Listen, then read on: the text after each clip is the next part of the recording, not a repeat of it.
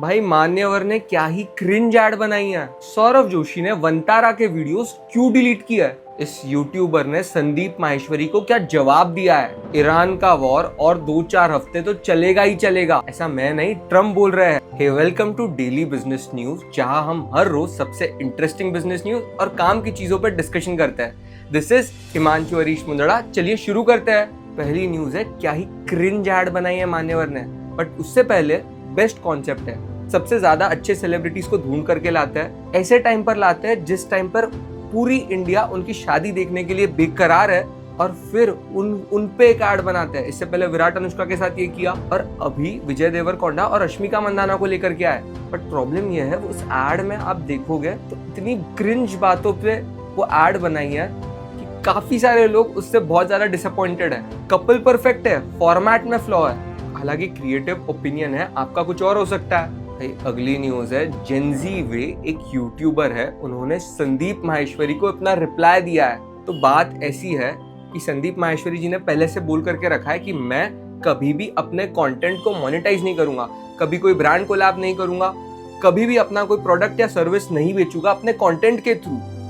But उन्होंने recently अपने wife का एक ब्रांड ट्रावो नाम का ज्वेलरी ब्रांड प्रमोट किया था, और उसी चीज पर काफी सारे लोग उन पे चढ़ गए, और उसी चीज का उन्होंने रिप्लाई अपने एक वीडियो में दिया था कि मैंने ये प्रमोट किया है क्योंकि मेरे वाइफ ने बोला था। बट उसी चीज को अब जेनजी वे नाम के इस यूट्यूबर ने बताया कि संदीप सर ने क्या गलत किया है। संदीप सर उस वीडियो में बोल रहे थे कि आप इस प्रोडक्ट को as a drop shipping product की तरह यूज कर सकते हो, यानी आप मेरे वाइफ के ज्वेलरी ब्रांड से प्रोडक्ट ले लो और आगे बेचो। और इसी पे उन्होंने पूरा वीडियो बनाया है, ये दिखाते हुए कि कैसे इनके थ्रू ड्रॉप शिपिंग करने वाला जो बिजनेस है वो फेल ही होना है। देखो भाई, जंजीवे की बात सही है, लेकिन संदीप सर का भी इंटेंट सही है। अगली न्यूज है वंतारा के बारे में। आपने देखा होगा कहीं ना कहीं, कभी ना कभी आपके फीड में आप तक वंतारा की कोई ना कोई न्यूज पहुंच जाती है। ये मेरे हिसाब से बहुत ज्यादा प्लान्ड है, और रिलायंस और अंबानी ये चाहते हुए आप तक पहुंचे, ये दिखाते हुए कि हम बहुत ज्यादा अच्छा काम कर रहे हैं। आपने देखा होगा रिसेंटली सौरव जोशी ने 2 व्लॉग्स इस चीज पर बनाए कि कैसे वंतारा में क्या क्या हो रहा है, एनिमल्स को कितना अच्छे से रखा जा रहा है, और अपलोड करने के एक दिन बाद ही वो दोनों व्लॉग्स डिलीट हो गए। ऐसा जनरली होता नहीं है सौरव जोशी के व्लॉग्स की डिलीट हो जाए, बट हो सकता है ऐसी कोई डील रही हो कि एक बार व्यूज पीक कर गए, उसके बाद वो वीडियोस डिलीट हो जाने चाहिए। बट क्या आपने भी वंतारा के कभी ना कभी कोई ना कोई वीडियोस देखे हैं? और मैं जेन्युइनली ये जानना चाहता हूँ, आपका वो जो काम कर रहे हैं उस चीज के बारे में आपका क्या परसेप्शन है, कमेंट करके बताओ। अगली न्यूज है इस मूवी नुक्कड़ नाटक के बारे में। तो नुक्कड़ नाटक ये जो मूवी है, इनका कॉन्सेप्ट इतना ज्यादा प्यारा लगा मुझे।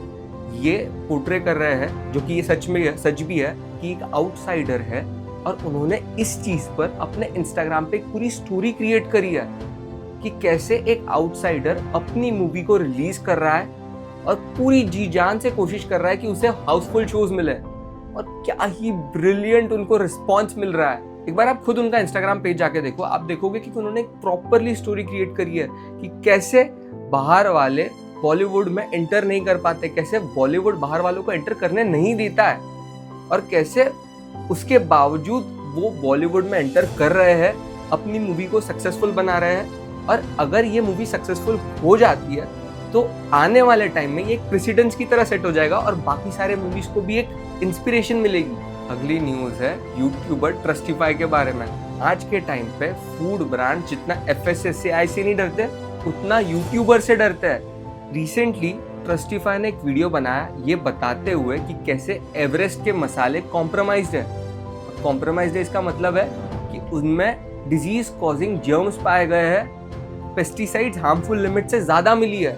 और ये एवरेस्ट के लिए बहुत बड़ी बात है, क्योंकि एवरेस्ट एक ऐसा ब्रांड है जो आज इंडिया के मैक्सिमम घरों में यूज किया जाता है। और सेकेंडली, रिसेंटली उन्होंने फिश ऑयल पे भी अपना वीडियो बनाया, जहां पर वो बता रहे हैं कि कैसे वो पर्टिकुलर प्रोडक्ट अच्छा है। बट मुद्दा ये है कि अगर यूट्यूबर्स वो काम कर रहे हैं जो गवर्नमेंट बॉडीज को करना चाहिए, तो क्या ये सिस्टम हेल्दी भी है?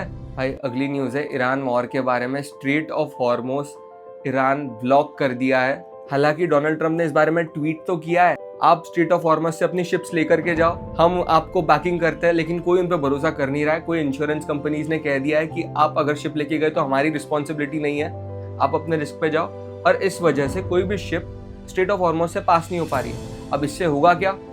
इंडिया में ऑयल नहीं पहुंच पाएगा तो यहाँ पर ऑयल के प्राइसेस बढ़ेंगे, ऑयल के प्राइसेस बढ़ेंगे तो इन्फ्लेशन बढ़ेगा, अल्टीमेटली आपके जेब पे वजन बढ़ेगा, अल्टीमेटली आपके लिए चीजें ज्यादा महंगी होगी। और ट्रम्प ने तो ये भी कह दिया है कि ये वॉर 3-4 हफ्ते तक चलेगा ही। और हर दिन हम देख रहे हैं एक नई चीज पे ईरान अटैक कर रहा है, एक नई कंट्री उस इश्यू में आगे बढ़ते जा रही है। बट इतने सब केओस में पता है इजराइल का मार्केट बूम कर रहा है। यहाँ पर दुबई का मार्केट, इंडिया का मार्केट, जापान का मार्केट, यूएस का मार्केट क्रैश कर रहा है, बट इजराइल ग्रो करे जा रहा है। और ये हमेशा पैटर्न है, जब भी वॉर होती है इजराइल का मार्केट नीचे जाने की जगह ऊपर जाता है। क्या इजरायली लोग ये मान करके बैठे कि हम ही जीते गए? अगले न्यूज है एक ऐसे ऐप के बारे में जो भगा भगा के पैसे बना रही है। आपने रिसेंटली देखा होगा कि काफी लोग अपने स्टोरीज पे ऐसी स्ट्रावा नाम से एक स्टोरी लगा रहे हैं कि हमने आज इतने किलोमीटर भागा, यहाँ से यहाँ तक भागा है। ये एक कंपनी है जिन्होंने $500 मिलियन का रेवेन्यू किया है। बट सोचने वाली बात है कि ये तो एक बहुत ही सिंपल सा कॉन्सेप्ट है कि आप बस भाग रहे हो, उस चीज को आप सोशल मीडिया पे डालो। बट यही पर हैक है, human brain by default comparison पे चलता है। यार मैं 10 किलोमीटर भाग रहा हूँ, तू 12 भाग रहा है, और ये शोकेस भी कर रहा है, जिस वजह से कंपैरिजन के वजह से आप बार बार स्टोरीज डालते हो। आप स्टोरीज डालते हो तो बाकी लोग भी देखते हैं, बाकी लोग देखते हैं तो वो भी उस चीज को फॉलो करते हैं, और इसी वजह से वो ऐप इतना सक्सेसफुल है। अगर अब तक वीडियो को देख रहे हो तो एक लाइक तो बनता है, अभी लाइक करो। बढ़ते हैं आज के डिस्कशन पे।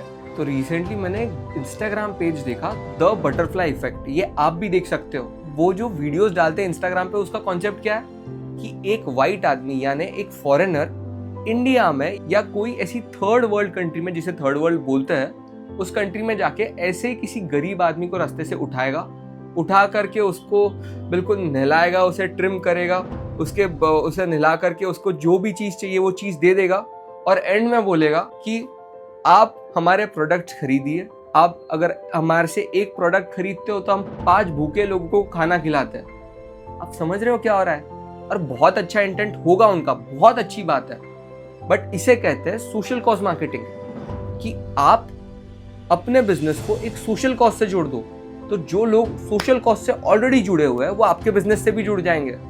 एंड सेकेंडली, और ज्यादा इंपॉर्टेंट बात यह है कि आप एक फॉर्मेट को क्रैक कर दो। उन्होंने इंस्टाग्राम के एक फॉर्मेट को क्रैक कर दिया। एक रील वायरल होना इंपॉर्टेंट नहीं है, एक फॉर्मेट क्रैक होना इंपॉर्टेंट है, कि आपकी एक रील कंसिस्टेंटली बार बार वायरल जा रही है क्योंकि आपने वो फॉर्मेट क्रैक किया है।